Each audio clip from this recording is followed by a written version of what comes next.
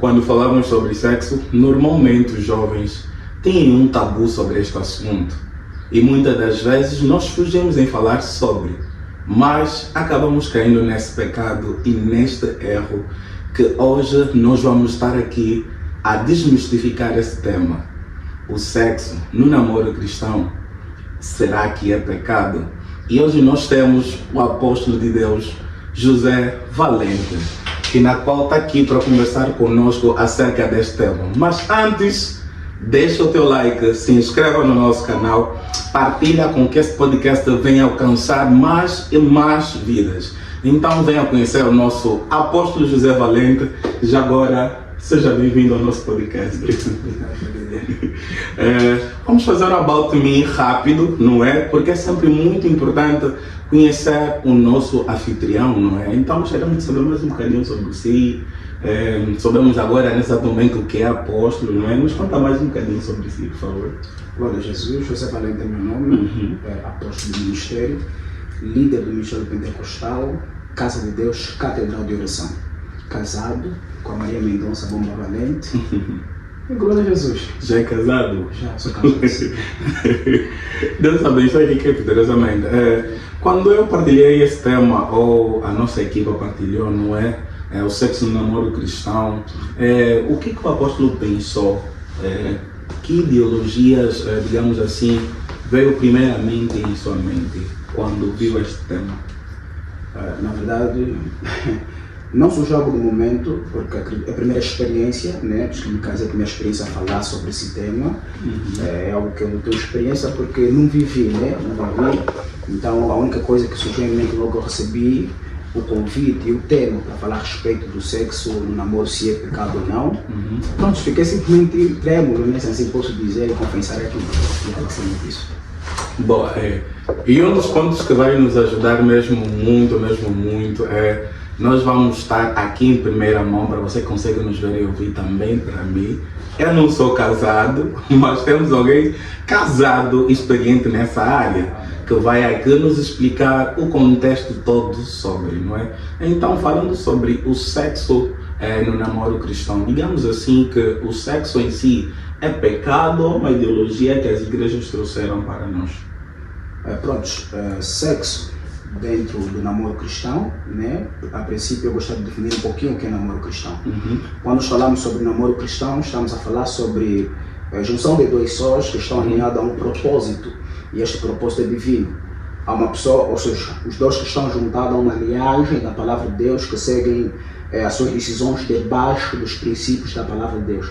Logo, deixa-me responder que sexo dentro do namoro é pecado. É pecado. Por que é pecado? Porque o namoro não dá legalidade legítima para que o homem tenha contato do corpo da mulher. Então, o contato que o homem, ou seja, a legalidade que leva o homem a ter contato sexual com sua parceira é o casamento, que se faz de aliança. Basicamente, estamos a falar que o casamento é uma aliança. Poderia explicar mais um bocadinho sobre que o casamento é uma aliança? Que bases bíblicas nos mostram que em si, que o casamento, porque normalmente o contexto que a Bíblia nos traz não é bem, digamos assim, contexto de casamento, mas fala sobre dotes, não é? Sim. Então essa legalidade, essa aliança, como é que ela parte? Segundo a Bíblia, né, ou de acordo com a Bíblia, nós conhecemos casamento como uma aliança e nós estamos em um tempo moderno, né, onde as pessoas hoje notam que casamento talvez seja uma festa grande, talvez seja lugar em um salão grande. Mas, biblicamente falando, a legalidade em que o homem vai ganhando com sua esposa através do casamento, eu me refiro sobre uma aliança, né, entre a ligação de uma outra família para outra família, através de dotes. Né, aquilo que nós entregamos às famílias da nossa parceira, nesse caso, é que traz a legalidade, né, legítima da nossa parceira. Então, quando nós falamos sobre casamento, não só no sentido que a igreja trouxe, que casamento tem que fazer aquilo, mas só falo no sentido bíblico. No sentido bíblico, são dotes, na nossa igreja chama-se regime, né? Algo que se faz dentro desses princípios, e logo quando nós não fizemos isso nesse caso, acabamos de sentir que estamos a sair fora do princípio. Deixa-me só aqui para poder fazer entender provavelmente o que é isso. A Bíblia diz que o homem deixará, a mulher deixará sua mãe e juntará-se a um homem e ambos tornarão uma só carne e o seu espírito. Significa que o homem ganha legalidade à sua esposa após o homem honrar a sua esposa com dotes. Essa é a primeira aliança. E é a primeira e a última aliança, nesse caso, que dá legalidade ao homem, nesse caso. Ok, mediante a explanação do nosso apóstolo José, não é, nós conseguimos compreender a aliança, não é, a importância do casamento em si. Mas acabou me surgindo uma questão, é que, não é, que diferença deve ter um namoro cristão de um namoro comum? Para o pessoal lá de casa poder entender o contexto que nós estamos a abordar, não é? Certo. A diferença, né, entre o namoro cristão e o namoro comum é a liberdade. É a liberdade. Por exemplo, se nós falarmos sobre um namoro comum, há muita liberdade que algumas vezes acabam limitando ou apagando os limites, nesse caso, que a liberdade também traz. Agora, já no namoro cristão, a liberdade não oculta os limites. Como, por exemplo, né, todo cristão que está a namorar tem limites. Qual é o limite? O homem não pode ter relação sexual com ele, né, que estamos aqui já a falar, e outras coisas, mas eu aprendi que também não pode nem sequer a esposa do namorado lavar a roupa do namorado enquanto não forem casados. Ok, por que não deve lavar a roupa nesse caso, nesse contexto?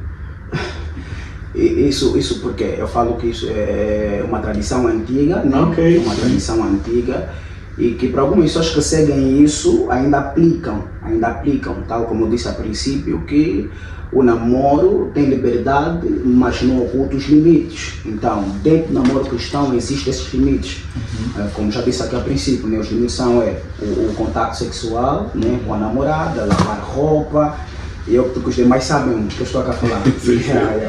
Se passar esse limite, não é, partir para o sexo em si, que danos pode causar a um cristão nesse contexto?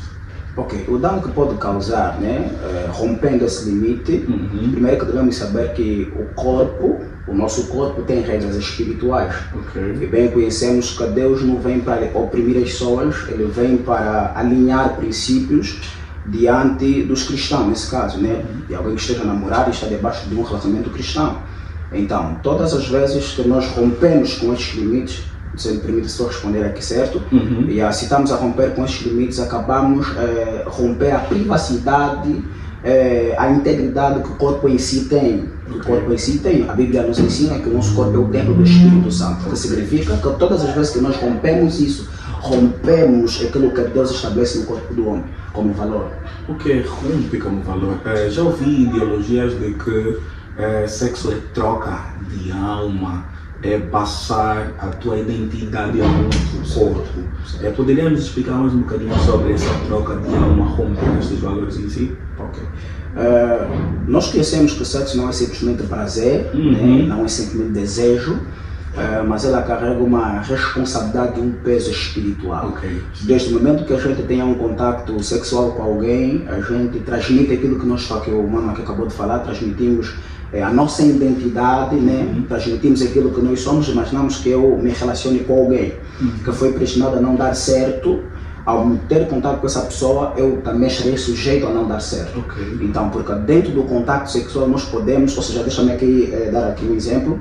O contato sexual é como uma ponte, né? Na ponte passa pessoas boas com pessoas más. Okay. Então, dentro do contato sexual nós podemos transmitir coisas positivas como coisas negativas. Então, o maior problema em si não está no sexo, está a fazer no tempo errado, no contexto errado. Okay. E aqui nesse caso é fora do casamento. Sim. Então todas as vezes que nós rompemos isso, ainda que a gente puder receber coisa positiva, por mais que a pessoa seja a pessoa certa para o nosso destino, só o facto de nós fazermos isso no tempo errado poderá bloquear muita coisa. Então o sexo, como eu disse a princípio, não é simplesmente desejo. Por isso é que nós vemos atualmente que há adultos a envolver-se com crianças. E você perguntar para eles, mas tinha muitos adultos na sociedade, por que eu não fui ter contato com ele, né? Então nós aí conseguimos entender que não é simplesmente prazer, não é simplesmente prazer, porque é através do sexo que nós podemos dar e também podemos receber.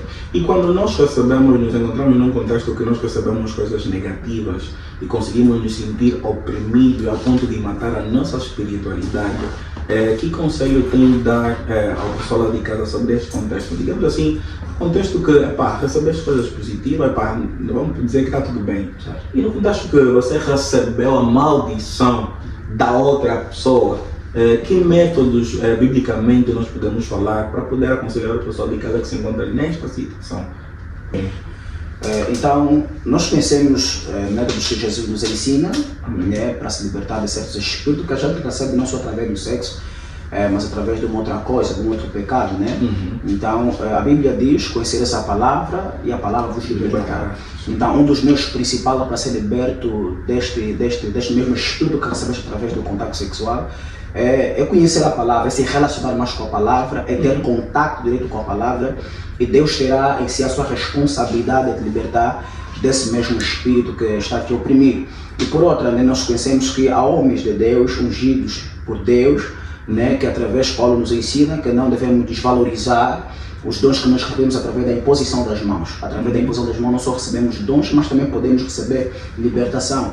E a libertação, então, eu quero aqui passar algo que a pessoa quando recebe alguma maldição através do contato sexual tem que saber que a libertação não ocorre em si, do tipo eu simplesmente já recebi e a partir de hoje não volto a fazer e isso será apenas suficiente. Não é isso, não é isso. Você deve entender que quando tu recebes isso, você precisa passar para um processo de libertação.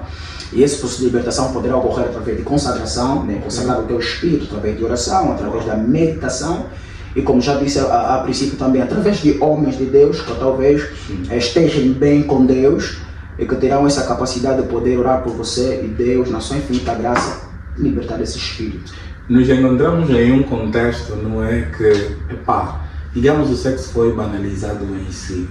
Virou só para prazeres momentâneos. Mas antes de nós continuar com o nosso podcast, querido, se inscreva no nosso canal, deixa o teu like, porque eu tenho certeza que esse podcast vai transformar e abençoar a tua vida. A todo aquele que tem andado sobre essas práticas, querido, ouça esses conselhos, porque ele vai mudar a tua vida. Então, voltando à nossa mesa abençoada, mais uma vez, não é, apóstolo, nos encontramos em uma geração imediatista, infelizmente, não é? Que o sexo em si já foi, digamos assim, banalizado, já não tem aquela tamanha importância. Os jovens hoje em dia não aceitam casar cedo. Eles vão falar, eu vou casar cedo com alguém, que depois quando vem para casar não é a pessoa que ele queria. Que contexto tem para poder nos dar a jovens que têm medo do casamento? Uns casam só por conta do sexo, outros têm medo do casamento. Pronto, né? Eu vou falar por experiência própria, né? Consegue já ver quanto jovem eu sou, e eu casei muito jovem, casei ano passado. Mas não foi por conta do sexo? Não. Isso eu vou falar porque por experiência própria, não casei por intermédio do sexo, não. Não foi o sexo que me levou a casar com a pessoa amada, mas foi porque eu amo a pessoa, e conheço os princípios, né? Eu quis apenas viver debaixo dos princípios, por essa razão que me levou a cumprir isso, honrar, respeitar. Eu digo assim que quando nós realmente olhamos para um homem que diz respeito à sua esposa, respeito à sua mulher, é quando essa pessoa leva a sua esposa ao altar, honra essa pessoa diante de muita gente. Por mais que essa pessoa não abra a boca e falar que eu amo, só a levar essa pessoa ao altar, já é uma declaração que realmente essa pessoa ama. Porque nós estamos em um tempo onde as pessoas casam por muitos objetivos, outros não casam só por sexo, né? Outros casam porque não querem, para as pessoas lhe notarem que é responsável. E por outra, nós estamos em um tempo tipo de oportunidades, que há lugares que nós temos acesso através de casamento, e isso eu conheço. Então, cada um casa com seus objetivos. Porém, eu casei porque eu amo a pessoa que eu casei com ela.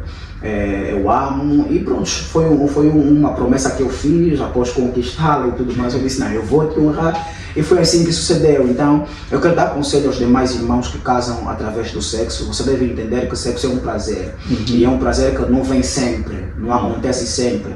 Então, se você casar através do prazer, significa que você pode também trair através do prazer. Quem casa através do sexo, trai através do sexo. Porque chegará uma altura que a tua esposa não poderá te satisfazer na mesma proporção, né? Como anteriormente, você poderá procurar alguém que talvez esteja acima da tua esposa para te satisfazer sexualmente, e acaba sendo fatal. Então, casa, porque tu sabes que é um dos princípios que Deus estabeleceu para um namoro cristão. Casa porque é bíblico. Aqui no nosso contexto, nós africanos, normalmente nós fugimos o casamento. Principalmente quando nós decidimos assim, eles falam assim, se entregar. Quando nós nos entregamos já cedo. tem aquela, digamos assim, o falar da família. Sim, sim. Gostaria de saber, numa vertente tua, você que já é casado, né, senhor apóstolo, passou por alguma pressão familiar dizendo: estás casando muito cedo, não faça isso, não sei o quê, porque as pessoas mesmo passam bem por isso. Se um adolescente, quando chegar numa idade bem mais assim, avante, quando vem com o intuito de casar cedo, tem aquela tendência de bloquear pela própria família, não é? Gostaria de saber da tua parte, para que você que já casou, passou por isso. Sim. Que conselho tem também a dar quem nos ouve que quer casar cedo? Ok. Sim, cheguei a passar por isso. Eu acredito que é uma experiência que a maior parte dos jovens de casa passa, né? Aquela pressão familiar, tá casar cedo porque qual a pressa, qual a urgência e tudo mais. Então eu passei por isso. E digo assim, como eu disse a princípio, nós estamos em um tempo de oportunidade. O tempo, as pessoas devem saber que devem aproveitar o máximo que a vida dá. Então, se Deus deu-me a oportunidade de casar cedo, eu devo respeitar isso, porque existem pessoas que dizem é cedo para casar e quando chega a hora exata para casar, não tem oportunidade para casar. Então, o casamento, eu digo assim que não tem tempo. Para mim, particularmente, não tem tempo, porque para mim, para os demais, eu casei num tempo errado. Mas para mim, casei no tempo certo. Então, para mim, eu digo que casar não tem tempo. Se você realmente é uma pessoa que está com ela, então deve honrar. Agora, o conselho que eu devo passar aos demais que estão sob essa pressão, né, da família, porque eu acredito que há pessoas nesse momento que estão nos assistir, que já têm as grades aí preparadas e estão sob aquela pressão familiar. Você não estás mesmo convicto que tens casar e tudo mais. Então, deixa-me só realçar um pouquinho aqui. O casamento é convicção, não é sentimento. Não é sentimento. Sentimento ela acaba, ela passa. Então, o casamento é o reflexo da convicção que os dois têm. Que os dois têm. Então, case, porque os que tanto falar que não tens que casar, quando chegar o momento que queres casar, não vão estar aí para apoiar, então case. Não importa, se tiveres convicção, case. Sim, certo. Pela geração que nós temos, né, nos encontramos numa geração, eu falo, totalmente perdida, que hoje em dia nós conseguimos ver que quem é virgem é considerado como alguém, digamos assim, burra ou burro, não é? Se você é castro, porque não, ainda não tiraste isso, não tiraste porque és considerado burro. Então, digamos, mediante essa geração, será que ainda existe na nossa geração mulheres e homens, digamos assim, que virgens e castros? Pela geração que nós nos encontramos, ainda existe, porque o sexo foi totalmente banalizado. Tem, digamos assim, provas de alguém, um contexto que ainda a pessoa se preservou, se manteve santa e consegue viver o seu propósito espiritual. Pronto, é algo complicado, né, de responder. Como o líder já que acabou de afirmar, nós estamos em uma geração onde o sexo às vezes é prova de amor. As pessoas, para darem conta que realmente você ama, eles querem, não, se você me ama de verdade, também vamos ao quarto para provar isso. Então, esqueceram algumas outras coisas que poderá ser provação de amor, que é, eu digo assim, uma das coisas principais que você poderá notar de alguém se realmente ama é a paciência. E a paciência não é porque se permitam dizer isso, mas é maturidade. Porque assim a Bíblia diz que o amor é paciente. Então, se é paciente, deves entender que o sexo não é o meio principal para trazer a certeza se realmente a pessoa te ama.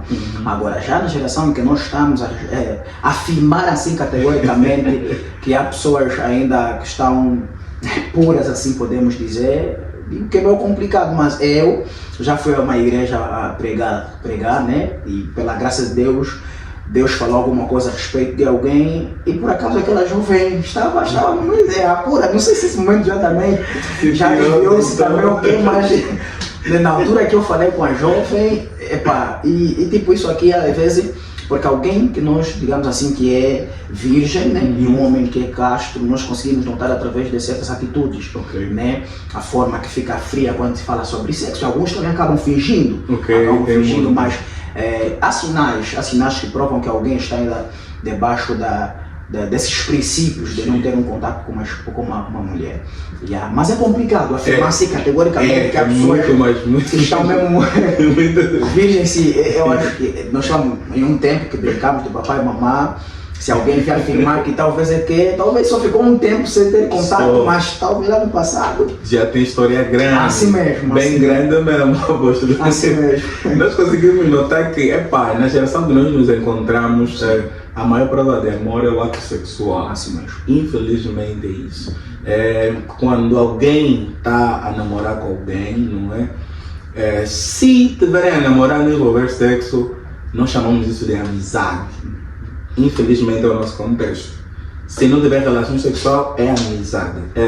Nós vamos mais numa vertente de quem olha para isso como amizade e acha que o ponto primordial de um relacionamento é sexo.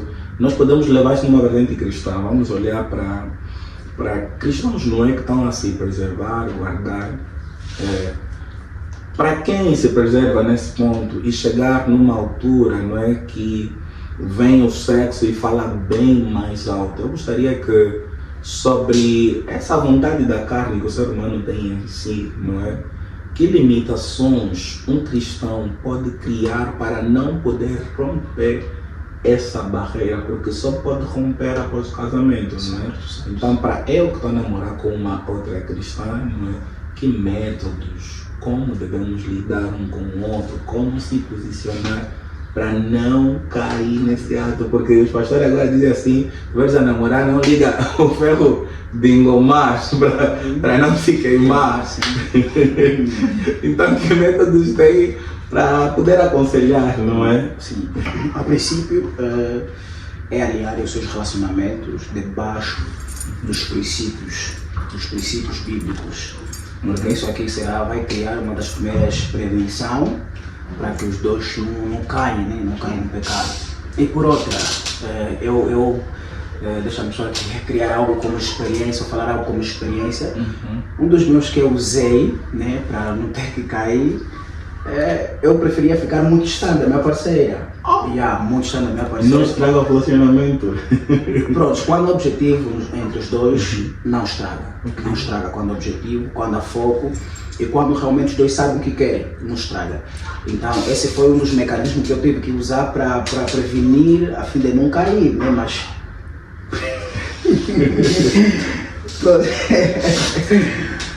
vamos deixar isso passar. Porque se eu falar sobre não cair, então teve a fase que rompeu, então temos então é aquilo que eu disse, é apenas alinhar o nosso relacionamento debaixo dos princípios bíblicos para evitar que a gente caia neste pecado sexual. E por outra, os dois terem objetivo e saberem por que estão a namorar e qual é o objetivo do namoro, qual é o limite do namoro, onde querem chegar, onde querem ir. Então, esses princípios vai trazer uma convicção, uma certeza absoluta no coração dos dois que pronto, o contato sexual não é tudo. Então, o meu conselho é simplesmente esse: fica distante da tua parceira, né? Evitem se encostar muito, porque há aqueles namoros cristãos, aqueles irmãos que ficam juntos no quarto. Vamos estudar a Bíblia. Teve um amigo meu que disse assim: olha, eu estou aqui, estou a amar uma irmã da igreja e ultimamente eu tenho dado conta que não está muito crescida na palavra, então eu levo algumas vezes na minha casa para nós estudar, depois de 2 semanas vimos que ela estava grávida. Uau. Então, uma das coisas para evitar mesmo isso é manter a distância. Faz de conta que estás no tempo do quê? Da Covid-19. O quê? Isso vai ajudar. E alinhar mesmo, o resumo de tudo é apenas alinhar, né, o teu relacionamento debaixo dos princípios bíblicos e entenderes que o namoro não dá legalidade ao sexo. Simplesmente isso. E aí você entender que o namoro não dá legalidade ao sexo. O que dá legalidade ao sexo é o casamento. Mais uma pergunta que está aqui no meu coração e não quero calar. Será que o apóstolo casou virgem? Pronto, eu estaria a mentir, né? Se eu disser que eu casei virgem, acho que ninguém consegue lidar com o tema.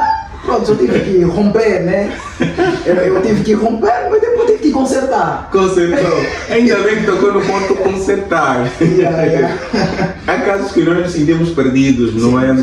Não conseguimos restaurar a nossa espiritualidade em si. Para quem, eu quero trazer 2 contextos. Primeiro, para quem caiu nesse contexto que o apóstolo falou, o irmão acabou indo orando no quarto. Sim, sim. E vê outra oração ainda maior, né? Sim. Outra oração ainda maior, que é a barriga. Certo. Nesse caso, o casar seria o concerto, Assim mesmo. não é? Sim, O sim. concerto.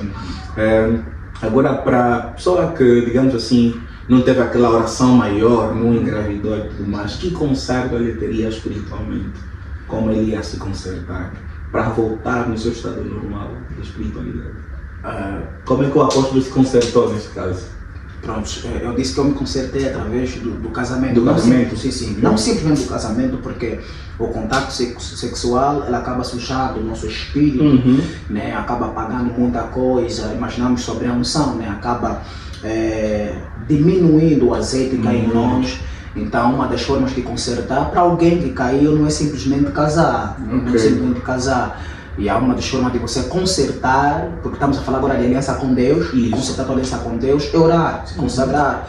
E a tua consciência precisa te condenar, né? O que leva a pessoa a ter uma reconciliação com Deus após a queda, é a sua consciência a condenar aquilo que ele fez errado. Porque se a pessoa não criar isso na sua mente, ou a mente dessa pessoa não condenar o que fez errado, a pessoa vai achar que é normal. E que ele vai achar que o único meio para consertar isso é o casamento. E nós conhecemos que há irmãos da igreja, né, que por não vir a gravidez, eles caem várias vezes por a gravidez não aparecer. Os irmãos do lado de fora ficam a entender que está tudo bem, estão sempre em santidade, mas que na verdade não é nada disso.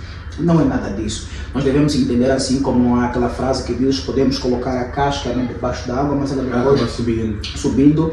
E eu me refiro não simplesmente por gravidez.